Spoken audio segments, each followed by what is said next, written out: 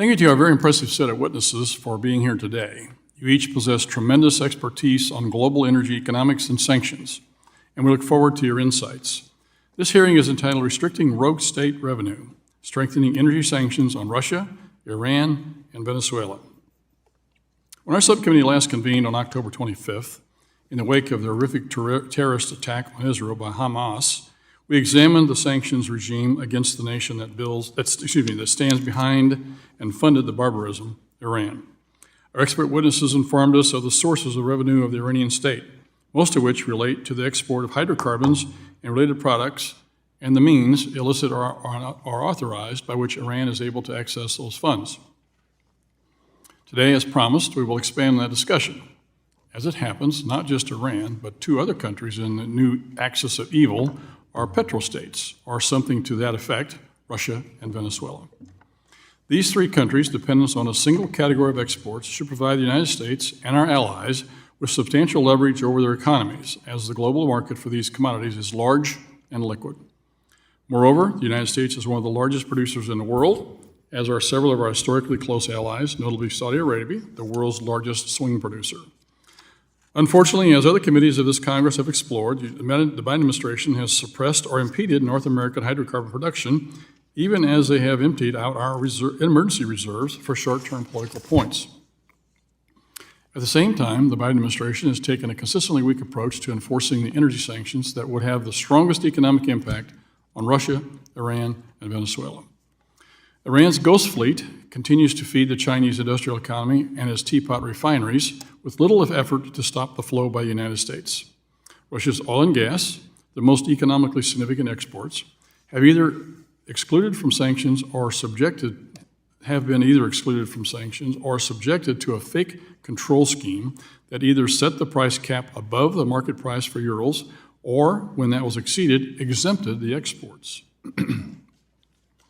Finally, the administration's efforts to allow Venezuela to export more oil have been foiled by the Maduro administration's incompetence that has gutted their technological capabilities.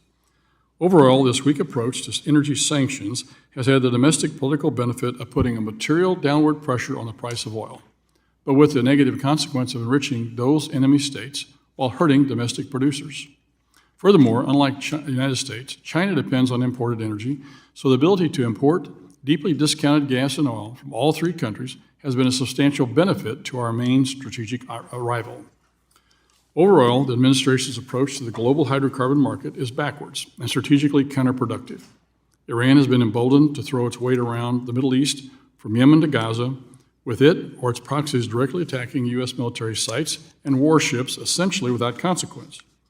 Continued oil revenues have allowed Russia's economy to weather the ostracism and wide-ranging financial actions taken in 2022, which were widely predicted to be catastrophic. They were not, and Moscow has been able to continue its unprovoked, brutal, and unjust war against Ukraine. Finally, the Biden administration waived energy sanctions against Venezuela purportedly in a naive hope that this communist dictatorship would allow a free election. Humiliatingly, this last week, the Venezuelan dictator threatened to annex the oil-rich provinces of its peaceful neighbor Guyana.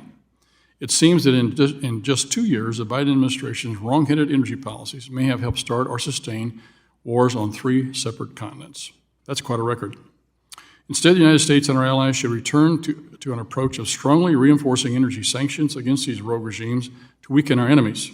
At the same time, we should strengthen the United States by unleashing hydrocarbon production in free countries with high environmental and human rights standards like the United States, Canada, and our allies.